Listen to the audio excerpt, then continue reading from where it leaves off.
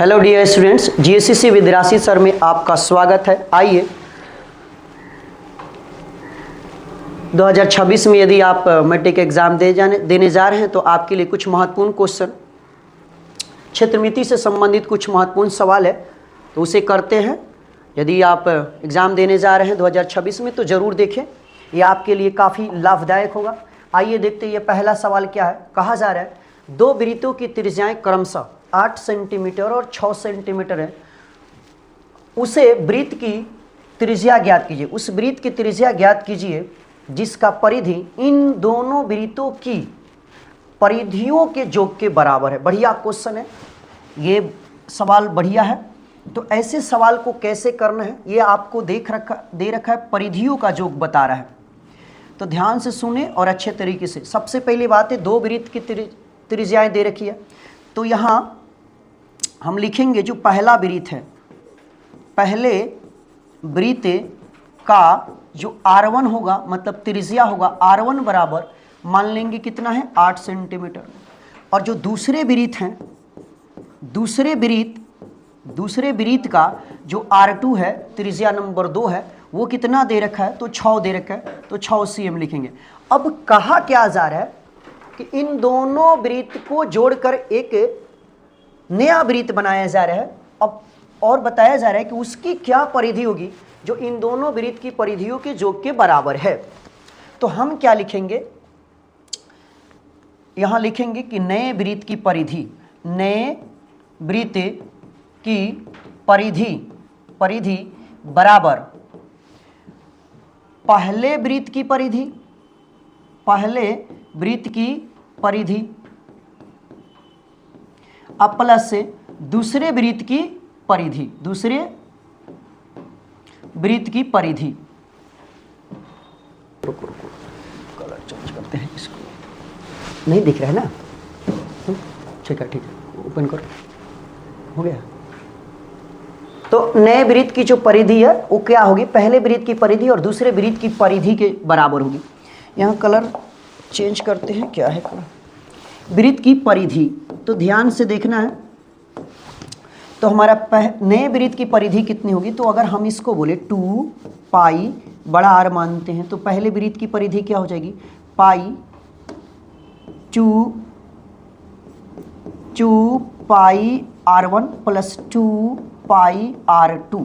क्योंकि हमने जो पुरानी वृत्त दे रखी, पहले वृत्त की त्रिज्या हमने क्या माना है R1 माना है, दूसरे की त्रिज्या हमने क्या माना है R2 माना है। तो नया जो वृत्त बनेगा 2 पाई R, जो नए वृत्त की जो परिधि होगी वो दोनों वृत्त की परिधि के योग के बराबर होगी।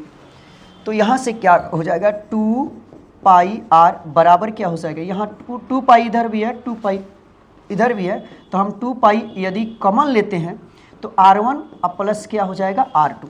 तो 2 पाई से 2 पाई यहाँ क्या हो जाएगा कैंसिल हो जाएगा, तो R बराबर क्या होगा R1। तो R1 की जगह पर हमारा क्या मान है तो 8 है, तो R1 की जगह पर 8 रख देंगे, प्लस R2 हमारा कितना है तो R2 कितना है 6 है, तो यहाँ 6 रख देंगे और दोनों को आसानी से जोड़ देंगे। तो R बराबर कितना 8 6 14 और यही सेंटीमीटर आपका क्या हो जाएगा आंसर हो जाएगा। तो ऐसे सवाल पूछे जाते हैं एग्जाम में। कभी कभी त्रिज्या दे देगा, कहेगा कि क्षेत्रफल दो वृत्तों के क्षेत्रफल के योग के बराबर हो, तो कभी ध्यान देना है कि क्षेत्रफल पूछा जा रहा है या परिधि के योग के बराबर पूछा रहा है, ये बात ध्यान रखना है।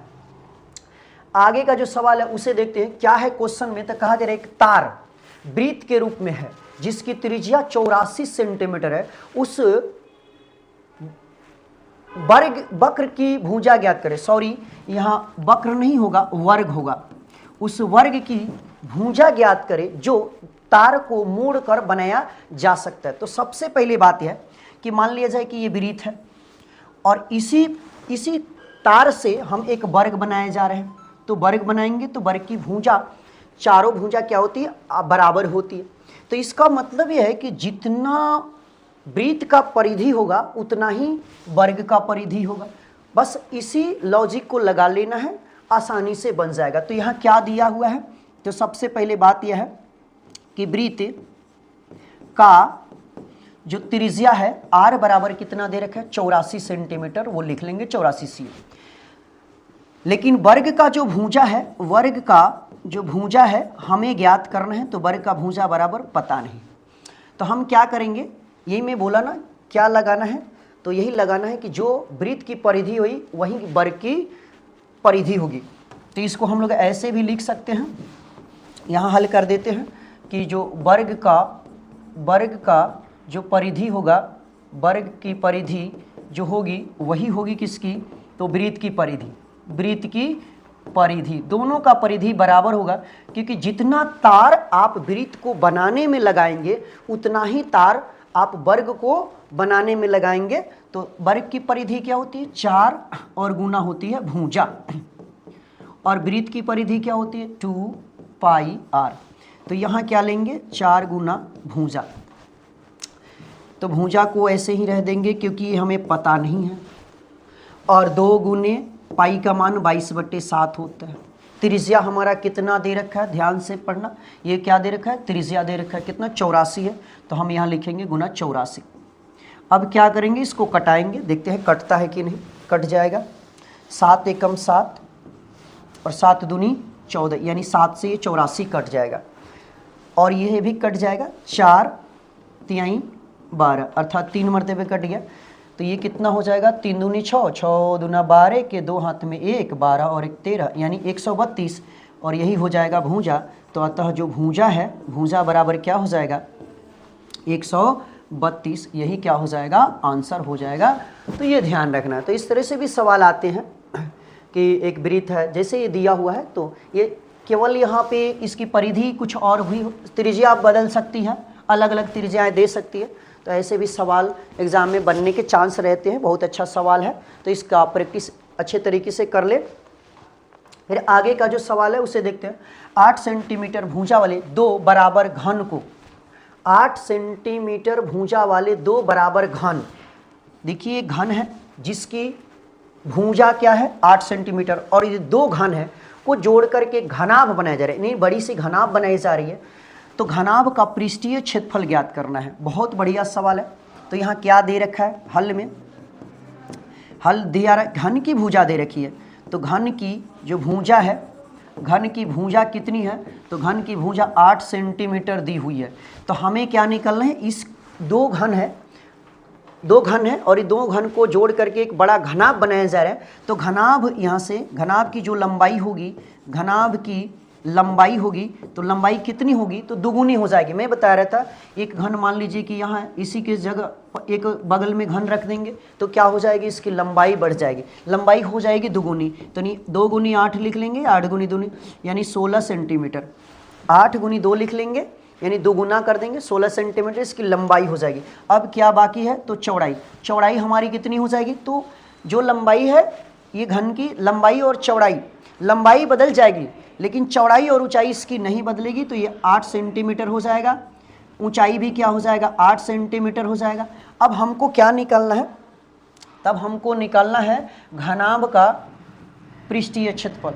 तो आराम से लिख लेंगे, घनाभ का जो पृष्ठीय क्षेत्रफल होगा, पृष्ठीय क्षेत्रफल 2 × LB plus BH plus HL होता है। अब यहाँ क्या कर देंगे, इसका मान रख देंगे 2 × L की जगह पर क्या रखेंगे, तो L हमारा 16 है, तो 16 गुना B कितना है, तो B 8 है, प्लस B की जगह पर फिर से 8, और गुना H की जगह पर क्या है, तो H की जगह पर भी 8 है, ये ध्यान रखना है, प्लस फिर H की जगह पर क्या है 8 है, गुना L, और L का मान कितना है 16, तो यहाँ 16 रख देंगे।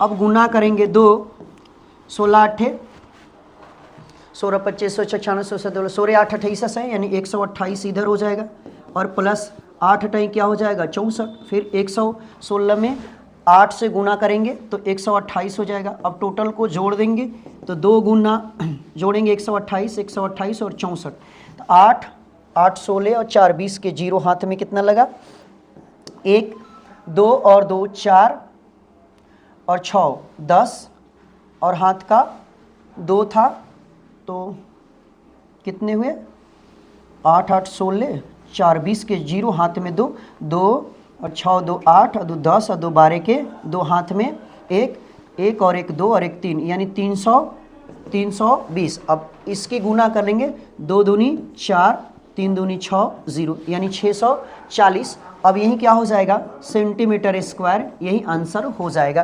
तो ये ध्यान रखना है अच्छे तरीके से, ऐसे भी सवाल पूछे जाते हैं। फिर अगला जो सवाल है उसे देखते हैं। अगला सवाल क्या कह रहा है, एक वृत्त के चतुर्थांश का क्षेत्रफल ज्ञात करें जिसकी परिधि 22 सेंटीमीटर दे रखी है। ये बहुत बढ़िया सवाल है, कई बार पूछे गए हैं सवाल बिहार बोर्ड में। तो क्या क्वेश्चन है कि वृत्त की परिधि दे रखी है, तो हल में लिख लेंगे, जो दिया है उसे लिख लेना। वृत्त की परिधि दे रखी है, वृत्त की परिधि, तो परिधि कितनी है, तो परिधि दे रखी है 22 सेंटीमीटर। 22 सेंटीमीटर परिधि दे रखी है, हमको निकालना है क्या है, चतुर्थांश का क्षेत्रफल। तो वृत्त के चतुर्थांश का जो क्षेत्रफल होता है वो होता है 1/4 पाई आर स्क्वायर। ये ध्यान रखना है, 1/4 पाई आर स्क्वायर। तो सबसे पहले यहाँ परिधि दे रखी है, तो इससे पहले त्रिज्या निकालेंगे। तो हमारा त्रिज्या क्या आ जाएगा, तो परिधि का फॉर्मूला होता है 2 पाई आर बराबर 22। अब यहाँ 2 गुना पाई का मान हो जाएगा 22/7। त्रिज्या के जगह पर कुछ नहीं, आर है तो आर लिख लेंगे, 22 का 22 ये हो जाएगा, ये 22 से 22 कट जाएगा। ध्यान रखना है आर बराबर, ये 7 जो है वो तिरछे गुना होगा तो 7 ऊपर चला जाएगा, 2 गुना में होगा तो ये इधर बट्टा बन जाएगा, यानी 2r बराबर 7 हो जाएगा। यानी r बराबर कितना हो जाएगा, 7/2। ये ध्यान रखना। अब हमें जब त्रिज्या पता चल गया तो हम मान केवल रख देना है, आंसर आ जाएगा। तो यह हमारा चतुर्थांश का क्षेत्रफल 1/4, पाई का मान होता है 22/7। अब त्रिज्या के जगह पर क्या लिखना है, तो त्रिज्या हमारा क्या दे रखा है, तो त्रिज्या अभी हम प्राप्त किए हैं 7/2। कितनी बार लिखना है 7/2, तो 2 बार लिखना है, 7/2 गुना 7/2। अब क्या करेंगे, एक 7 से एक 7 कट जाएगा। अब कोई कटने वाला है, हाँ कटने वाला है, 2 से ये कट जाएगा, 11 दूनी 22।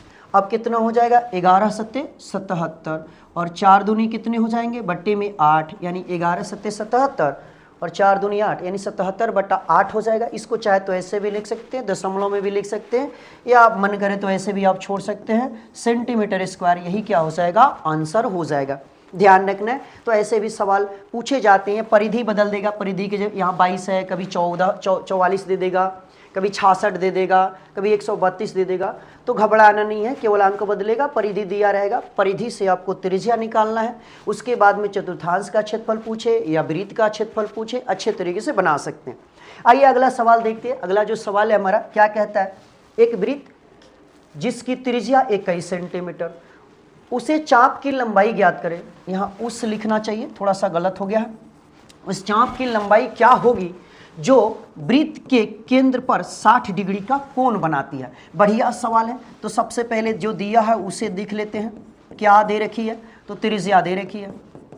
त्रिज्या कितनी है, त्रिज्या r बराबर दे रखी है 21 सेंटीमीटर, और ये केंद्र पर जो कोण बना रही है कितना, उसे थीटा कहते हैं। थीटा का जो मान है वो 60 डिग्री है। हमसे सवाल पूछा जा रहा है चाप की लंबाई, तो चाप की लंबाई बराबर, चाप की लंबाई बराबर फार्मूला होता है 2 पाई r थीटा बटे 360 डिग्री।